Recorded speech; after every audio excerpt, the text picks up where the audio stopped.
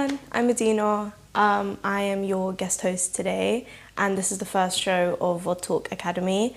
Today I'll be interviewing Zoinul, who has been working here for a number of years. He works with the council, he's in charge of Barking and Dagenham, and I'll just be talking to him about how he's been doing, what he does, what his role is, how he's been helping communities. So yeah, I'll pass it over to Zoinul. Thank you for inviting me. This is really nice. It nice is studio, yeah. Nice You studio. okay? Are you nervous? No, are you nervous? Good. Yeah, because you're interviewing me.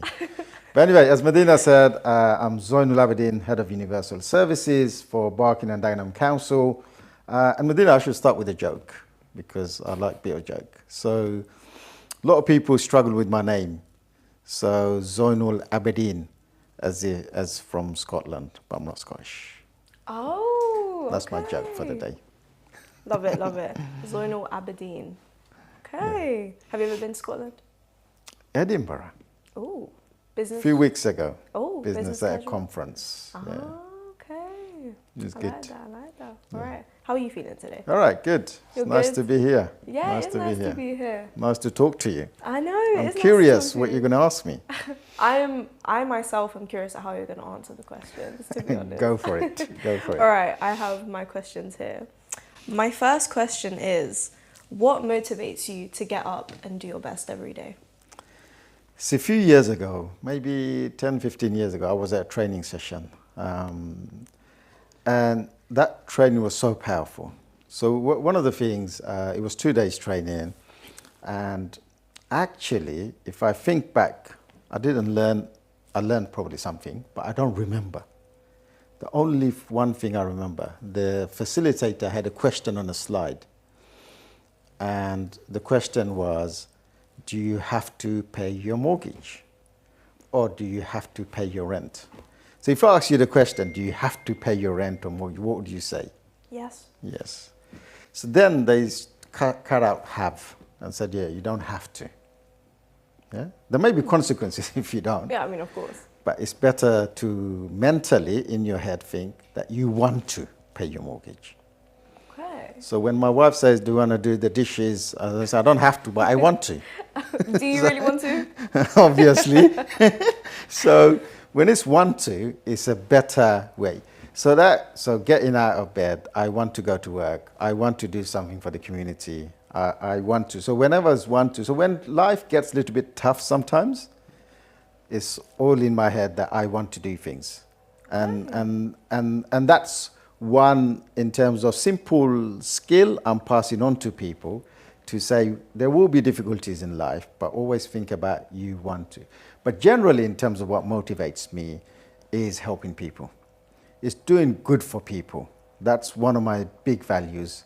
Every day, it doesn't matter who you are, where you come from, what your background is. If I can make you a little bit smile, then that's my motivation. Okay. Yeah. And here I am smiling. I mean, you have done it for the day. I like that. All right, on to my next question. What's a passion or an interest that you feel really defines you as a person? My passion when I was young was sports, football. Oh, I was football. Crazy footballer. Position? Striker. Okay, all right, love that. On the left wing, striker, coming off the striker. But that was more when I was growing up in the 80s in Tower Hamlets. You either did football or you did drugs. Like, that was it. Very East London. If I did drugs, I wouldn't be sitting here, maybe. Yeah. So it was football. Every day, passion of football. And in the 80s, Liverpool were winning everything. So you just support the winning team. So of course. That was it. Kenny Dalglish, John Barnes, like that was the era. And I used to play like Dalglish, that bit of it. But now the motivation is different. Now, passion you said. Now the passion is communities. We are seeing both Salvation communities, the Muslim community, have to work extra hard, but do things in a different way because we're struggling in terms of jobs, employment, housing, whatever it may be, everything. And my passion is the wider community. And how do I support the community to do things differently? And in my position, working for the local authority, how can I support or how can I make a difference? That's the main driver, and that's the main passion I have. How can I use my power, my influence, my resources for the wider community? Wow. I feel inspired now. Damn, Zoinul, love that for you. And I feel like that's really powerful as well. I mean, I feel like as a South Asian myself, like we are so underrepresented in communities just in general. And I feel like what you're doing is incredible because I mean, like working with you these past couple of weeks has been great. Like I feel like I've learned more about myself. I feel more confident, you know, here I am. Yeah. And I love that, like you're doing so well. And like, obviously, I mean, I'm sure you know that yourself, but I hope it's nice to hear it from someone else, how inspiring you have been for other people and how like you are helping the local communities. I think it's great, honestly. Yeah, but I suppose at the same time, I still think I haven't achieved what I need to achieve. Like, and then a lot of people say I've achieved lots, etc. But for me, there's still lots to do. There's still a lot of people unemployed. There's still a lot of single parents. There's a lot of still issues in the community. And our job is never done because the wider issues, challenges, context will always be there, whatever the time frame is. When I was young, I used to think my parents don't understand me. So when I become a parent, I'll understand my kids. Now I'm a father, I don't understand my kids. I'm thinking, and that context of time, place, and environment will always change. And those challenges will always be there regardless. And you will grow up one day because you're still young. And then you will be my age in my situation and the world will be very different. There'll be driverless cars. AI will do everything for you. It's scary. An AI world is truly scary to me. Yeah, I mean, honestly, that's very, very true. Like when I think about growing up in the future and stuff, I feel like recently, especially with, you know, AI and just how like the economy has been, you know, politics, everything. Like, not that I feel scared, but I feel like, I mean, obviously no one really knows what the future holds, but I don't know, like it's just interesting to think about what could happen in the future and like what the future has to hold. And yes, you really do have me thinking, honestly, like I'm here going like, wow, like what could happen in the future? And a lot of the time, I have a good sense of vision, prediction, future, etc. I have a good intuition in terms of how life will be. And it's terrifying for you, not to put you in a terrifying position, Sorry, but when I think about young people in the context of the world and the context of United Kingdom and how I don't want to be too political in that respect, but politics in terms of how the world is shaping. And the way I explain things is wherever we are, whatever country we live in, people see, it's like if you have a family and you have children, 3, 4 kids, and when you are growing up, you've got brothers, sisters, and you will always say it's not fair because someone is getting something and you don't understand why parents are making that decision like that. And this is what's happening now. The government is the parent, everyone is the children, so everyone blames each other saying it's not fair. These people are getting this, these people are getting that. And the government is the parent, is making a decision in whatever shape or form, thinking it's the right thing to do. But other people who I see as wider children always say it's not fair. And it's easy to blame people because no one's necessarily going to blame the parents. Yeah. And that narrative is quite a problematic narrative because no one wants to talk about why you're making the decision, the context, the money. There's lots at play. It's not just because they don't like a particular community or a particular community is getting more. It's not because of that. It's the nature of resources that if you have £5, you have £5. You can't make £6. I mean, with investment. Well, you can, yeah. Exactly, yeah. So great man to think like, I like that. Yeah. Leading on to that, actually, where do you see yourself in 10 years' time? Retired, chilling out. hopefully. Millionaire, billionaire, trillionaire, you never know. No, I listen, money never motivates me.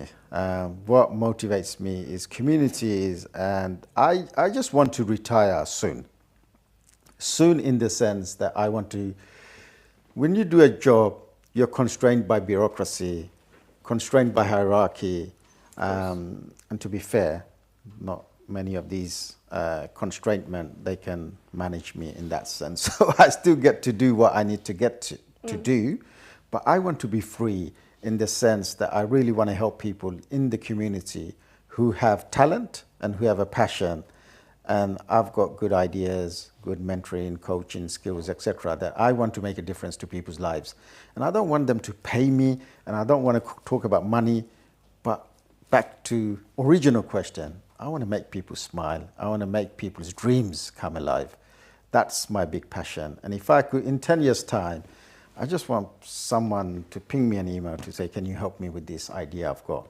And I want to help them, and I want to see them progress and grow. That's what I want to do. Wow, that's really powerful. Damn, Zoinul, I'm trying to be like you. Okay, I like that. So just in regards to communities, how do you engage with communities to make sure that their voices are heard and that their needs are essentially spoken for? So the thing is, a lot of time in public sector or in any kind of job, people say you're going to do community engagement, and the community is huge. There's a wide range of community. And how do you reach everyone? Sometimes it's impossible. But you know, people who come through the doors, who just recently lost a mother or a father, and they're going through anxiety and depression, or they don't know who to work with, etc. Like that in itself, that engagement through resolving their issues and getting something positive out is so powerful. And that's why a lot of time in my role, I could sit in my office and not talk to anyone. But a lot of time I am downstairs with residents asking, why are you here? What are you doing? And that defines engagement in a positive way, that if you're an individual who've recently lost your mum and you've come to me, to the council to get support, then that means there's hundreds of other people. So with that one example of engagement, if I can put in place a mechanism or a support, then that will help the wider public. So that's the way I look at it in terms of engagement. Truly looking at people's issues and then resolving at grassroots for the wider community. Now, I've done my research a little bit. Oh my gosh. I may have Googled you, who is Zoinul? And in 2022, you won the, wait, I might need to check this. Yeah. I don't want to get incorrect. But in January 2022, you were awarded the British Empire Medal. So when you were awarded that, how did it make you feel? And to anyone that is working towards that or would like that achievement, what advice would you give them? So it's interesting, it's the British Empire Medal, which was awarded by the late Queen. So it's announced in January, but I think around October or November, you get a letter. Mm-hmm. And the letter comes from the Prime Minister's office. I'm getting goosebumps now, like thinking about that moment. I'm getting chills. And the letter comes through, and I open the letter, and it's from 10 Downing Street. Mm-hmm. And the Prime Minister says, on behalf of the Queen, we want to award you with the British Empire Medal. Oh my gosh. And it's like, but I didn't even know who nominated me because it's done confidentially, etc. Oh wow. And I get the biggest smile. And at the bottom of the letter, it says you can't share it with anyone. It's confidential. Oh my gosh. Up until they announce it on New Year's Day. So I won't, obviously I had to share it with one or two people. But, you're only human, come on. Yeah. But yeah, it was like, I had the biggest smile. And I was thinking every time I'm trying to make people smile, and someone's made me smile. I like that a lot, that's really nice. Yeah. Wow, it must have been like such a shock to see 10 Downing Street and then it was all addressed to you. Me personally, I'd be like, oh my God, like what's happening? Like what's going on? That's so amazing, honestly. Obviously, congratulations. That's great. Thank you. Did you, obviously it was given to you by the Queen, I'm correct? Or so the Queen was unwell, so Queen's representative, Lord Lieutenant in Tower of London, gave me the medal, and I think the medal was given a little bit later on. But normally on New Year's Day, they announce it in newspapers, etc. So it's a surreal moment. I've achieved a lot of things in life, but that has to be a pinnacle at the top in terms of getting that medal. Yeah. Wow, I've got chills. I've got goosebumps. That's honestly amazing. Like when I when I saw that, I was like, wow, I can't believe I actually have like the opportunity, and I guess like I'm very, very lucky to be able to work with you and to know you as a person, because like to me, like talking to someone and just working with someone that has achieved that of such, obviously like it's such a high accomplishment, that's incredible, and obviously you are proud of yourself, of course, but like I hope you know that like a lot of people do smile because of you, and a lot of people are inspired because of you. So I hope that like, you know, when you do wake up, you just like, you know that. Do you know what I mean? Yeah, no, definitely. Listen, thank you. And I've got a lot of friends, family did a lot of events for me at the time, etc. But I don't do anything for awards as such. It's a bonus. It's recognized in that sense, and I accept it with gracious. But and these things inspire you or I to do more. And I'm always fascinated about people who have talent and passion, and you have it in abundance. Thank you. And that's why, and we've got Rovin as well behind the camera as well. Shout out to Rovin. So when there's talented people who have a passion about a particular thing, I want to work with you guys to partake some of my knowledge, wisdom, experiences, and maybe sometimes things I've got wrong in life that you're able, as the next generation, to lead. And next time you'll be in this seat. Oh, 100%. 100%. Will you be interviewing me? We'll get Robin to interview you. Hey, yo, that'd be great. That'd be great. I'm going to ask one more question. Yeah. And I honestly had a bunch, but I feel like this is the one that I think people would want to hear the most. What's a piece of advice you'd give to your younger self? Oh my gosh. I think my younger self, I would say I should have taken a greater level of leap, more risks. I've always been less confident. You can't tell now. When I was young, I was shy. I was a bit nervous. And I never made that jump until later on in life.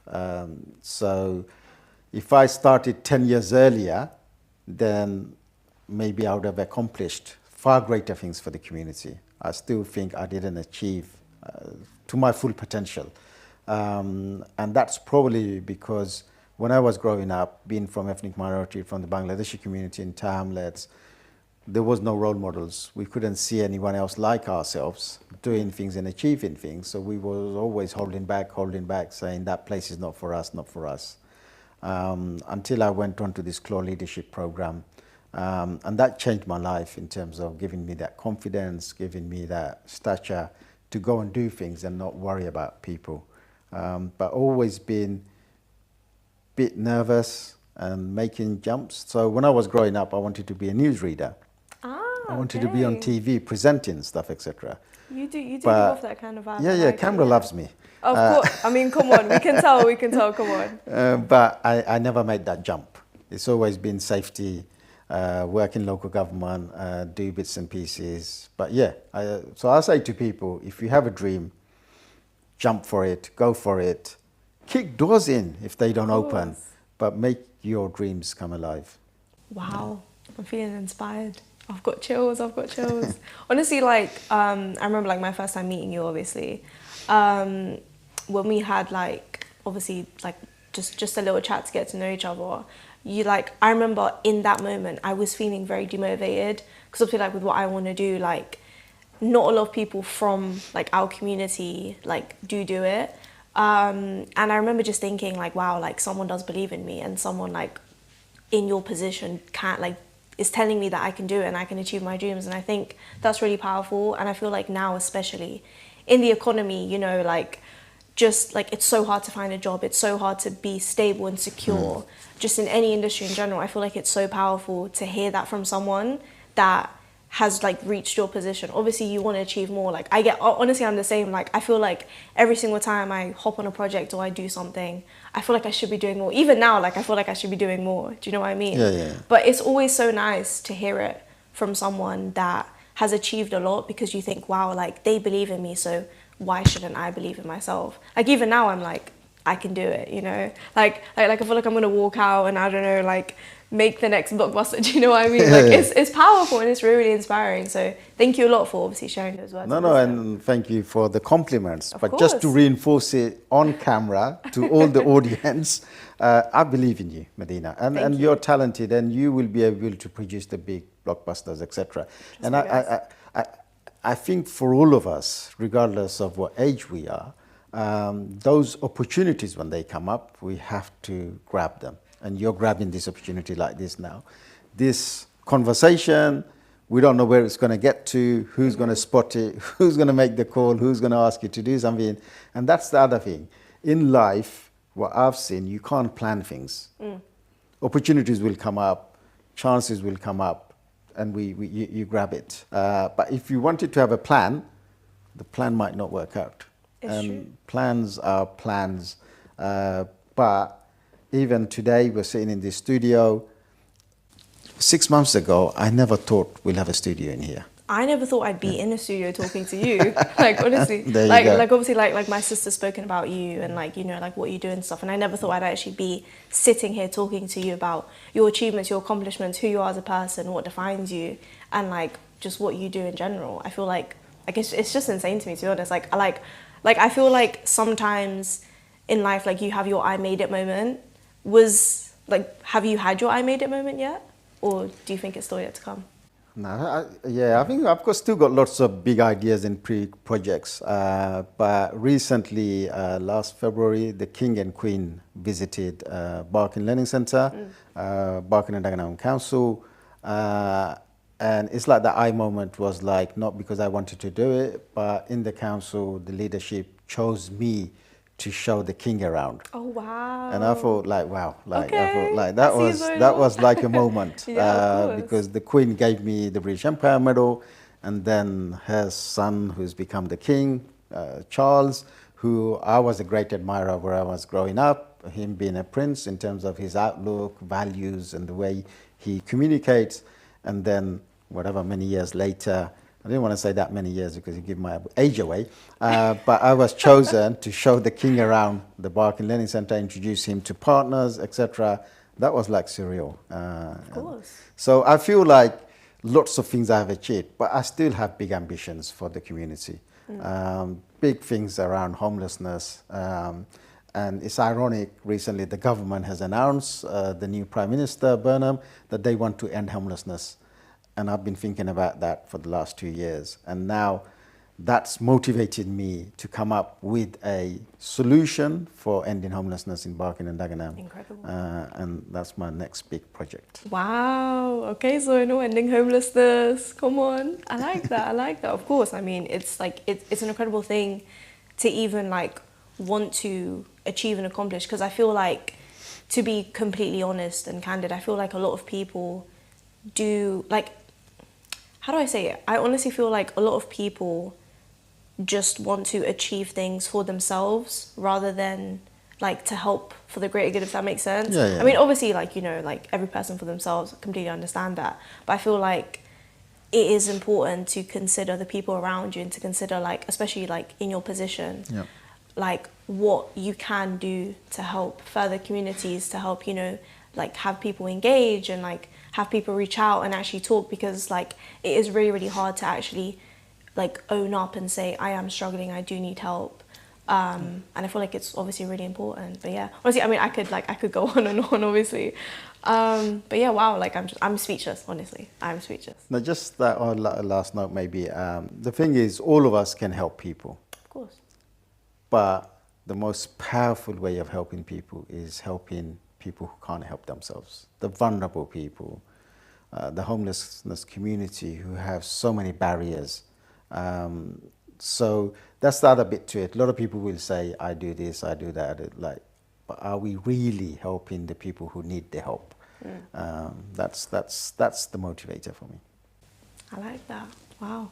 I mean, I could go on and on, honestly. I have so many more questions I want to ask. But you're a busy man. You know, you've got things to do. So I think this will be it. Thank you for obviously listening to us. Thank you for, you know, just watching. I hope everyone enjoyed. So yeah, that's all from me. Thank again, you. Zoinul. Of Thank course, you. yeah. Thank you very much, Madina. Thank you for the course. questions. Of course. And we have to do another one soon. Oh, 100%. The next one is going to be where's Zoinul in 10 years? He'll be retired. Yeah, he will That's be easy. He'll be sitting home in a mansion, you know, watching, I don't know, watching the news on his big flat screen TV, whatever it is. And I'll be like, hi Zoinul. You'll be like, hi Madina. And yeah, that'll be it. But yeah, it was really, really nice talking to you. Thank you again so much. Thank you.